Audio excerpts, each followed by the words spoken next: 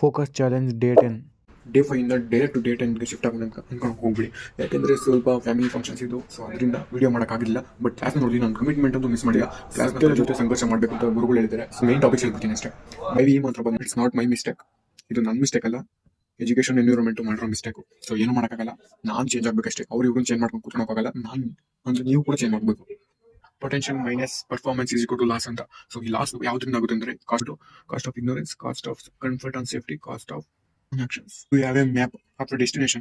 So ನಮಗೆ ಎಲ್ಲಿಗೆ ಹೋಗ್ಬೇಕು ಅಂತ ಗೊತ್ತಿಲ್ಲ. ಬಸ್ ಸ್ಟ್ಯಾಂಡ್ ಹೋಗ್ಬಿಟ್ಟು ಒಟ್ನಲ್ಲಿ ಬಸ್ಸಲ್ಲಿ ಹೋಗ್ಬೇಕು. ಎಲ್ಲಿಗೆ ಹೋಗ್ಬೇಕು ಅಂತ ಗೊತ್ತಿಲ್ಲ, ಯಾವುದೋ ಒಂದು ಬಸ್ ಹತ್ಬೇಕಷ್ಟೇ. ಡೆಸ್ಟಿನೇಷನ್ ಗೊತ್ತಿಲ್ಲ. ನಾನು ಕೂತ್ಕೊಂಡು ಡಿಸೈಡ್ ಮಾಡಬೇಕು ನನ್ನ ಡೆಸ್ಟಿನೇಷನ್, ನಾನು ಏನಾಗಬೇಕು, ನಾನು ಏನು ಮಾಡಬೇಕು ಅಂತ ಡೆಸ್ಟಿನೇಷನ್ ಆಗಬೇಕು. ಬಟ್ ಒಂದು ಗೋಲ್ ಇದೆ, ಸೊ ಅದು ಮಾತ್ರ ಭಯಂಕರ ಇದೆ. ಇದೆಲ್ಲ ಆದ್ಮೇಲೆ ನಾನು ಅದನ್ನ ಎಕ್ಸ್ಪ್ಲೋರ್ ಮಾಡ್ತೀನಿ. ಯಾವುದಾದ್ರೂ ವಿಷಯ ಕಲ್ತ್ರೆ ಅದನ್ನ 10-24/7 10 ನಿಮಿಷದೊಳಗೆ ಯೋಚನೆ ಮಾಡಬೇಕು. 24 ಗಂಟೆಯೊಳಗೆ ಅದನ್ನ ಆಕ್ಷನ್ ತೊಗೊಂಡ್ಬರ್ಬೇಕು. 7 ದಿವಸ ಆದ್ಮೇಲೆ ರಿವೈಸ್ ಮಾಡಬೇಕು. ಈ ಕೋರ್ಸ್ ಒಂದು ಕೋರ್ಸ್ ಅಲ್ಲ, ಇದು ಬಂದು ಗೇಮ್.